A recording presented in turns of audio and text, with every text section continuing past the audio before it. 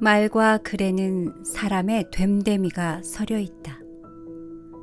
무심코 던진 말 한마디에 사람의 품성이 드러난다. 말은 품성이다. 품성이 말하고 품성이 듣는 것이다. 사람의 채취, 사람이 지닌 고유한 인향은 분명 그 사람이 구사하는 말에서 뿜어져 나온다. 안녕하세요. 책 읽어주는 오드리의 도서관입니다. 오늘 소개해드릴 책은 말의 품격입니다. 저자는 많은 독자의 사랑을 받고 있는 언어의 온도 베스트셀러 작가 이기준님이며 펴낸 곳은 황소북스입니다. 이 책은 존중, 경청, 공감, 긍정, 뒷말 등 24개의 키워드를 통해 말과 사람과 품격에 대한 생각들을 풀어내고 있습니다. 고전과 현대를 오가는 인문학적 소양을 바탕으로 이기주 작가 특유의 감성이 더해 볼거리와 생각할 거리를 동시에 전하고 있습니다. 말을 소재로 삼은 까닭에 남녀노소 구분 없이 읽을 수 있는 교양서이자 필독서이기도 합니다. 그럼 이제 책의 일부를 살펴볼까요? 서문. 나는 틈틈이 인간의 외로움에 대해 고민했다. 그리고 인간의 고질적인 외로움을 달래주거나 그 농도를 연하게 만드는 것은 결국 타인의 손길과 언어가 아닐까 생각했다. 사람은 홀로 떨어진 섬과 같은 존재다. 사람이라는 각기 다른 섬을 이어주는 것은 다름 아닌 말이라는 교각이다. 말 덕분에 우리는 외롭지 않다. 지금 우리는 말의 힘이 세상을 지배하는 시대에 살고 있다. 온당한 말 한마디가 천냥빚만 갚는 게 아니라 사람의 인생을, 나아가 조직과 공동체의 명운을 바꿔놓기도 한다. 말하기가 개인의 경쟁력을 평가하는 잣대가 된 지도 오래다. 말 잘하는 사람을 매력 있는 사람으로 관주하는 풍토는 갈수록 확산하고 있다. 그래서인지 날카로운 혀를 빼들어 칼처럼 휘두르는 사람은 넘쳐나고 자극적인 이야기를 폭포수처럼 쏟아내며 좌중을 들었다 놨다 하는 능병가는 홍수처럼 범람한다. 사물은 형체가 굽으면 그림자가 굽고 형체가 곧으면 그림자도 바르다. 말도 매 한 가지다. 말은 마음을 담아낸다. 말은 마음의 소리다. 내가 무심코 던진 말 한마디에 품격이 드러난다. 아무리 현란한 어휘와 화술의 말의 외피를 둘러봤자 소용없다. 나만의 채취, 내가 지닌 고유한 인향은 분명 내가 구사하는 말에서 뿜어져 나온다. 이 책을 덮은 뒤 때로는 당신의 입이 아닌 귀를 내어주면서 상대의 마음을 얻었으면 한다. 또한 당신의 가슴 속에 꼭꼭 숨겨두었던 진심을 건져 올려 그것으로 상대의 아픔을 어루만질 수 있기를 기대한다. 그리하여 지금 당신 곁에 있는 소중한 사람에게 조금 더 가까이 다가갔으면 하는 바람이다. 꼭 그럴 수 있기를 진심으로 바란다. 당신의 말이 누군가에게 한 송이 꽃이 되기를. 이기주. 경청. 상대는 당신의 입이 아니라 귀를 원한다. 나는 병사들과 자주 어울려 술을 마셨다. 난중일기에 나오는 문장이다. 이를 쓴 사람이 누구인가? 한 생애를 온전히 전쟁에 바쳐 자신을 불살은 이순신 장군이다. 자연스레 궁금증이 피어오른다. 구국의 영웅이 일반 병사들과 대작한 이유가 무엇일까? 이 질문에 대한 답을 얻기 위해서는 조선시대 상류층에서 유행하던 문화적 경향을 들여다봐야 한다. 당시 지식인의 일상은 서재에서 시작해 서재에서 마무리됐다고 해도 과언이 아니었다. 충무공도 서재가 있었다. 이순신 장군이 한산도에 머무는 동안 운주당이라는 개인 집무실 겸 독서 공간을 이용했다.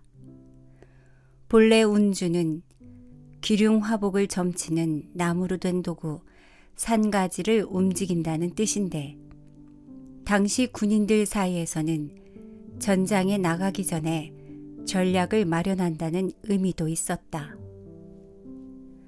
그곳에서 이순신 장군은 어떤 일을 도모했을까? 난중일기에는 유독 화, 의, 론 등의 한자가 자주 등장한다. 즉, 이순신 장군은 참모진들과 자주 대화하고 의논하였으며 토론도 즐겨했다는 것을 미루어 짐작할 수 있다. 운주당과 관련해 흥미로운 점이 있다. 매일 밤 건물에 불이 꺼지지 않았다는 사실이다. 요즘으로 치면 24시간 운영하는 복합 문화 공간인 셈인데, 출입이 자유로웠으므로 중간급 간부는 물론이고 계급이 낮은 졸병들도 자주 드나들었다. 이순신 장군은 왜 운주당의 출입 문턱을 낮추었을까? 1591년 이순신은 전라 좌수사로 임명돼 여수에 도착하자마자 전쟁 대비에 착수했다. 일본의 침략 야욕을 본능적으로 간파한 것이다. 그런데 문제가 있었다. 눈에 보이는 적군은 칼을 휘둘러 상대할 수 있었으나 해안의 물길과 지형처럼 눈에 보이면서도 동시에 보이지 않는 정보는 완벽하게 숙지하지 못했던 것이다. 이후 이순신 장군은 해당 지역에서 태어난 병사는 물론 종종 민간인까지 운주당으로 불러들였다. 술과 음식을 대접했다. 그리고 그들이 건네는 이야기에 귀를 기울였다. 현장에서는 어쩌면 다음과 같은 대화가 오갔을지도 모른다. 상상력을 발휘해봤으면 한다. 촛대바위 근처 해상은 물길이 새고 암초도 많습니다. 그런가? 잘못 들어서면 큰일 나겠군. 그렇습니다. 뱃사람 여럿 집어 삼켰습니다. 운주당을 그득하게 채운 병사와 주민의 이야기들이 이순신 장군의 귀로 스며들어왔다. 이순신 장군은 그 말들을 하나하나 기억했다가 다음 날 일찍 배를 타고 바다로 향했다.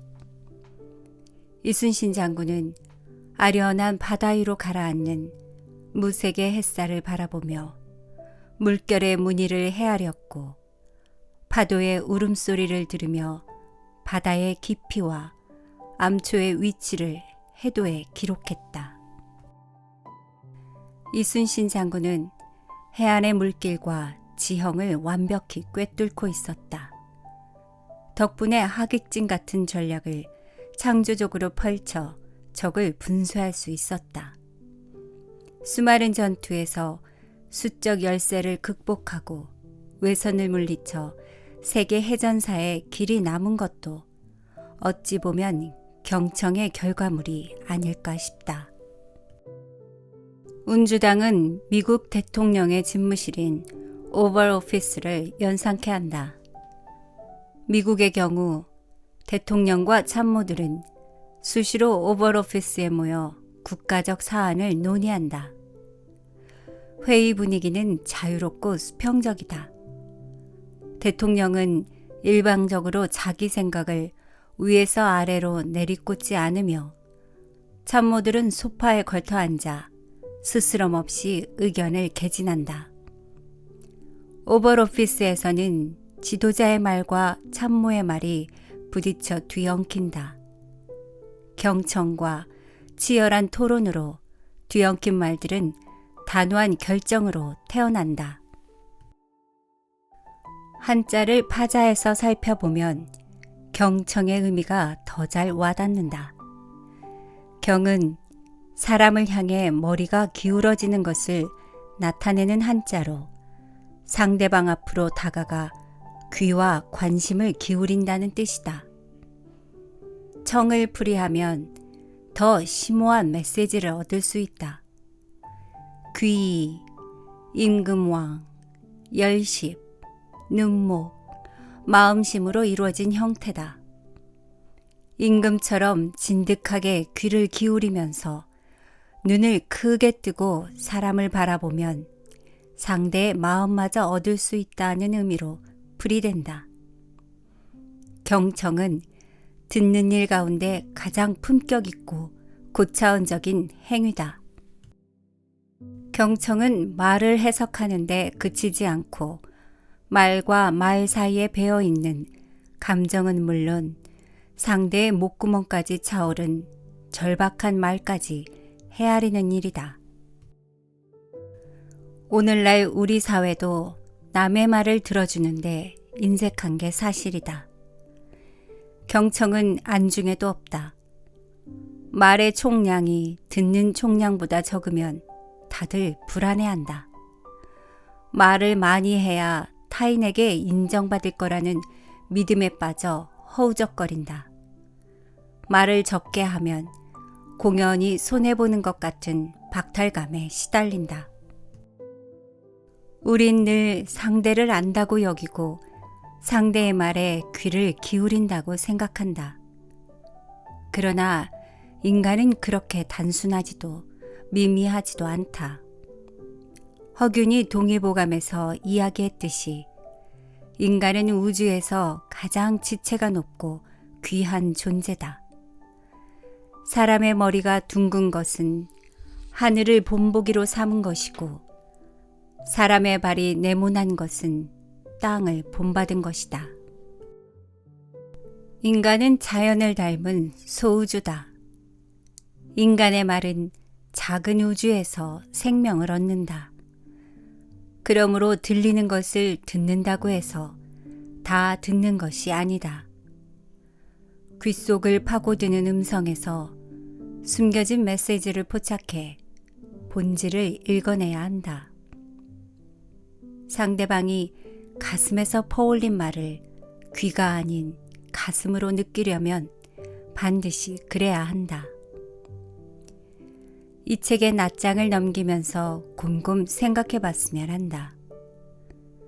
누군가의 이야기를 진심으로 들어본 적 있는지, 누군가의 작은 목소리를 귀가 아닌 가슴에서 크게 증폭시켜 헤아려 본 적이 있는지, 누군가와 마음을 터놓고 대화를 나눌 만한 자신만의 운주당이 있는지,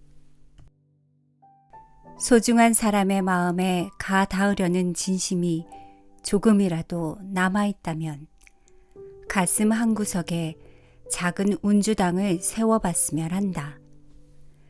지금 당신 앞에 있는 사람은 당신의 입이 아니라 어쩌면 당신의 귀를 원하는지도 모른다. 긍정. 말은 종종 현실과 공명한다. 윌 스미스 주연의 영화 행복을 찾아서는 의료기기 판매상인 크리스 가드너가 파산을 당하면서 시작한다. 하루아침에 자동차를 압류당하고 살던 집에서 쫓겨난 그는 영혼마저 잃어버린 듯한 표정으로 빈집을 바라본다. 지갑을 열어 남아있는 돈을 세어보니 21달러 33센트뿐. 그러나 그는 내일에 대한 희망만은 포기하지 않는다. 나는 노숙자 홈리스일 뿐이지 희망이 없는 홈리스는 아니야. 그러던 중 크리스 가드너는 우연한 기회에 투자회사의 인턴 면접에 응시하게 된다.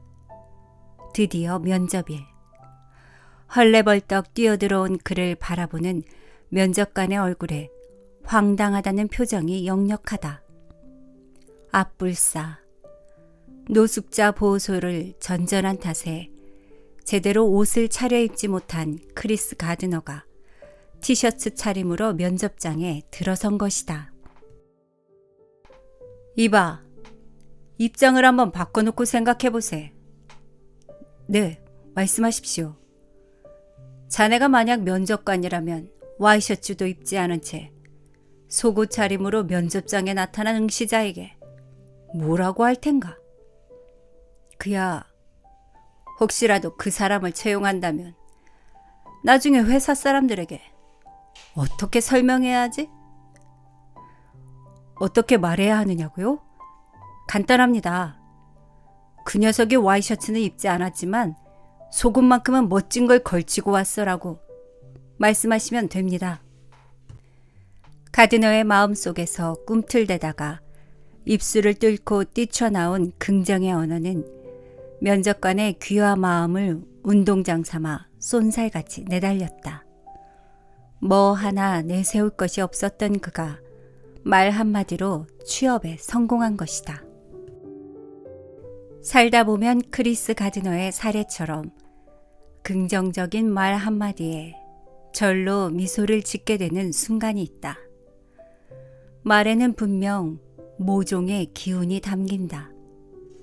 그 기운은 말 속에 씨앗의 형태로 숨어 있다가 훗날 무럭무럭 자라 나름의 결실로 이어지기도 한다.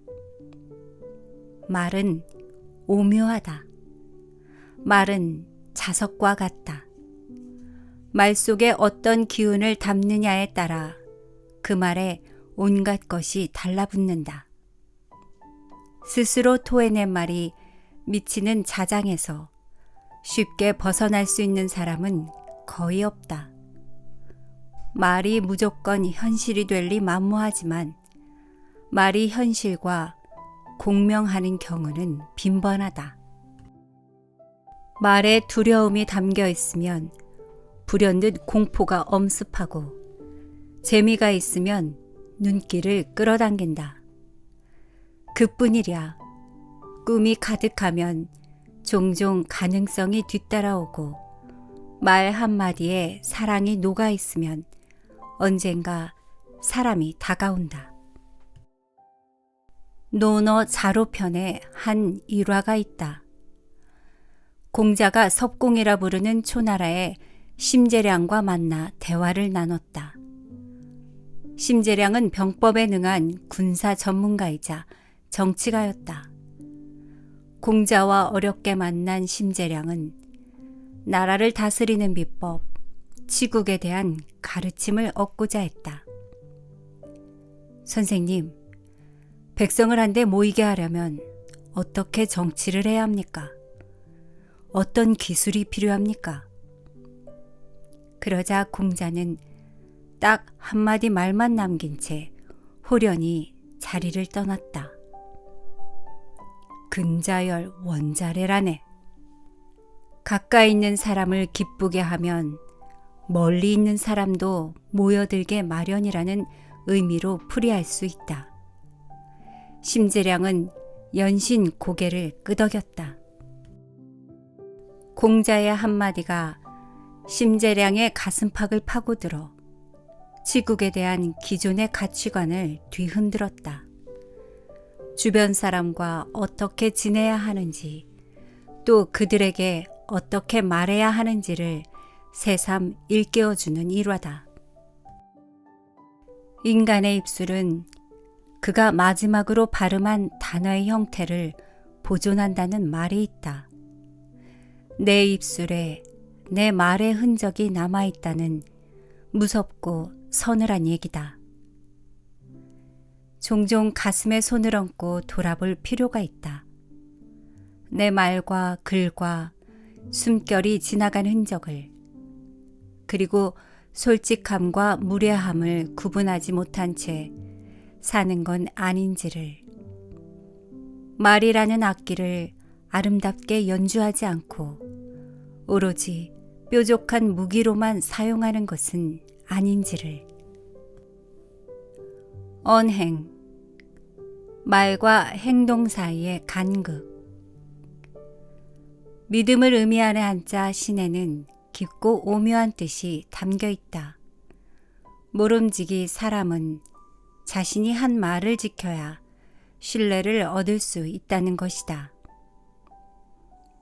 말과 신뢰, 둘 사이의 관계에 대해 고민할 기회가 있었다. 2001년 9월 11일, TV를 통해 뉴욕 맨해튼의 세계무역센터 건물이 무너지는 장면이 전 세계로 생중계됐다. 현장은 전쟁터를 방불케 했다. 부상자와 구조대원을 촬영하기 위해 격하게 흔들리는 카메라의 움직임이 현장의 긴박함을 시청자에게 고스란히 전했다. 높다란 건물이 연기에 휩싸였고 건물에서 뛰쳐나온 사람들은 어디로 가야 할지 몰라 우왕좌왕했다. 부상자의 팔과 다리에서 선홍색 피가 흥건하게 흘러나왔다. 해가 질 무렵에는 도시 전체가 비명과 어둠으로 뒤덮였다. 루돌프 줄리아니 뉴욕시장의 모습도 화면에 어른거렸다. 당시 줄리아니 시장은 암 투병 중이었지만 사고 소식을 듣고 한 걸음에 현장으로 달려와 구조 작업을 지휘하고 있었다. 구조대원이 줄리아니 시장 앞을 가로막으며 숨을 헐떡거렸다. 더는 들어가면 안 됩니다. 위험합니다. 어서 안전한 곳으로 피하세요. 방진 마스크를 벗어젖히며 줄리아니가 고함을 지르듯 대답했다. 줄리아니의 음성은 음성이라기보다 음향에 가까웠다. 확성기로 증폭된 기계음처럼 쩌렁쩌렁 퍼져나가 사방으로 나부꼈다. 소리의 끄트머리를 가늠할 수 없었다. 나보고 물러나라고요? 난 괜찮아요. 일단 사람들을 북쪽으로 대피시켜요. 북쪽 길부터 뚫어요. 줄리아니 시장은 말로만 구조를 독려하지 않았다. 북쪽 길부터라는 외침이 방송을 타고 메아리처럼 거리에 퍼지는 순간 줄리아니는 구조대원과 함께 잿더미로 뒤덮인 폐허 속으로 가뭇없이 사라졌다. 며칠 후 줄리아니 시장은 희뿌연 콘크리트 먼지를 뒤집어 쓴 채 연단에 올랐다. 줄리아니는 잠시 허공을 바라본 뒤 떨리는 목소리로 말했다. 그의 목소리는 선명했지만 날카롭지 않았고 말의 가락은 높았지만 무게는 가볍지 않았으며 말의 속도는 느렸지만 그리 무디지 않았다. 뉴욕은 내일도 이 자리에 있을 겁니다. 테러가 우리를 멈추게 할 수 없다는 것을 증명할 것입니다. 사고 수습 과정에서 줄리아니가 보여준 리더십에 뉴욕 시민들은 찬사를 아끼지 않았다. 뉴욕은 줄리아니를 신뢰했다. 경악과 분노, 비탄과 슬픔을 딛고 뉴욕이 부활하는 데는 그리 오랜 시간이 걸리지 않았다. 리더의 말은 곧고 매서운 직선인 동시에 부드러운 곡선과 같아야 한다. 때로는 능수능란하게 휘둘러서 도려낼 것을 도려내야 하고, 때로는 부드럽게 친친 둘러 감아서 껴안을 대상을 껴안아야 한다. 아비규환을 방불케 하는 재난 상황이라면 리더는 위기의 본질을 꿰뚫고 흐트러짐 없는 말로 신속하게 명령을 내려야 한다. 말과 행동의 관계는 오묘하다. 둘은 따로 분리될 수 없다. 행동은 말을 증명하는 수단이며 말은 행동과 부합할 때 비로소 온기를 얻는다. 언행이 일치할 때 사람의 말과 행동은 강인한 생명력을 얻는다. 상대방 마음에 더 넓게, 더 깊숙이 번진다. 말과 행동이 같은 사람은 대중이 본받아야 할 어른으로 추앙받지만 둘 사이의 간극이 지나치게 크면 예나 지금이나 조직 생활과 인간관계에서 손해를 입게 된다. 번지르르한 말만 앞서는 언행 불일치족이라는 꼬리표가 따라붙는다. 입으로 내뱉는 말과 몸으로 취하는 행실의 관계는 때려야 뗄 수가 없다. 인생을 살면서 한 번쯤은 고민해야 한다. 입 밖으로 꺼낸 말과 실제 행동 사이의 거리가 이 세상 그 어떤 거리보다 아득하게 멀지는 않은지. 질문. 본질과 진실을 물어보는 일. 질문에서 질은 진실, 바탕을 나타낸다. 그러므로 질문은 상대에게 사물과 현상의 본질과 진실을 물어본다는 뜻이다. 말은 본디 침묵을 통해 깊어지는 것이지만 때로는 침묵을 깨고 상대가 좋아하는 것과 싫어하는 것이 무엇인지, 진심은 무엇인지를 질문을 통해 알아내야 한다. 그것이 질문의 본질이다. 언젠가 TV에서 피아니스트 겸 작곡가 임동창 씨가 운영하는 대안학교에 대한 소식을 접했다. 다니던 학교를 그만둔 아이들이 335 모여든 학교였다. 학생들은 문제아가 아니라 세상살이에 적응하는데 남보다 조금 더 시간이 필요해 보이는 아이들 같았다. 수업 분위기는 독특했다. 아이들은 교실에 앉아있기보다 텃밭을 가꾸거나 자연과 호흡하는 법을 배우는데 더 많은 시간을 쏟았다. 임동창 작곡가가 아이들을 대하는 모습도 내게 신선하게 다가왔다. 수업 시간에 두 학생이 사소한 일로 다툼질했다. 그런데 임 작곡가는 아이들을 따끔하게 혼내지도 그렇다고 억지로 화해를 종용하지도 않았다. 그저 두 학생을 지그시 바라보며 네 기분은 어때? 친구는 어떤 기분일 것 같아? 지금 어떻게 하고 싶어? 라는 식으로 덤덤하게 질문했다. 그는 대화의 적재적소에 질문을 심어 그 지점에서 솔직한 대답이 싹트기를 기대하는 듯했다. 그러자 세상을 향해 마음을 굳게 닫아버린 것 같던 아이들이 하나 둘 속마음을 털어놓기 시작했다.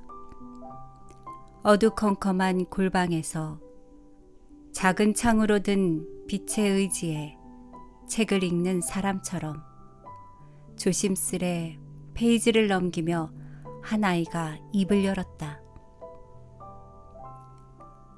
전에 다니던 학교에서는 제가 잘못하면 무조건 회초리를 맞았어요. 이유를 묻지 않았어요.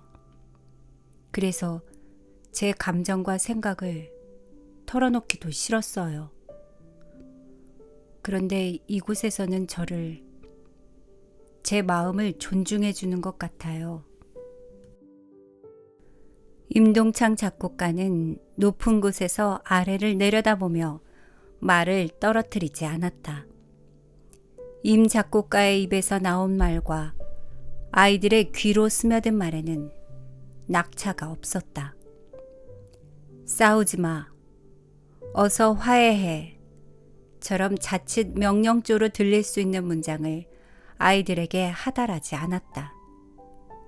그랬다면 아이들의 정서적 저항만 불러일으키고 말았을 것이다. 사람의 마음에는 저마다 강이 흐른다고 나는 생각한다. 어떤 말이 우리의 귀로 들어오는 순간 말은 마음의 강물에 실려 감정의 밑바닥까지 떠내려온다. 마음속에서 명령과 질문은 전혀 다른 방향으로 흐른다. 명령이 한쪽의 생각을 다른 한쪽에 흘려보내는 치우침의 언어라면 질문은 한쪽의 생각이 다른 쪽에 번지고 스며드는 물듦의 언어다. 질문 형식의 대화는 청자로 하여금 존중받는 느낌이 들게 한다. 때에 따라 듣는 이의 자발적 참여를 끌어내기도 한다. 평소 사람들과 얘기를 나누다 보면 각자의 마음속에 저마다 다른 풍경의 비밀 정원 같은 게 있다는 생각이 든다. 그곳에는 타인이 잘 알지 못하는 그들만의 추억과 상처, 이루지 못한 꿈이 처연하고 은밀하게 어우러져 있을 것만 같다. 사람을 알아간다는 것은 어쩌면 이 정원을 살짝 엿보는 행위가 아닐까 싶다. 누군가와 대화를 나누는 순간 동네 어귀 한 귀퉁이에서 아름다운 정원을 빼꼼히 들여다보는 심정으로 질문이라는 까치발을 들어보면 어떨까? 어차피 사람이 다른 사람에게 다가가는 것이 세상살이의 근본이기도 할 테니 말이다. 오늘 읽어드린 말의 품격은 개인적으로 제 마음 깊이 여운을 남기는 책입니다. 끝까지 함께 해주셔서 감사합니다.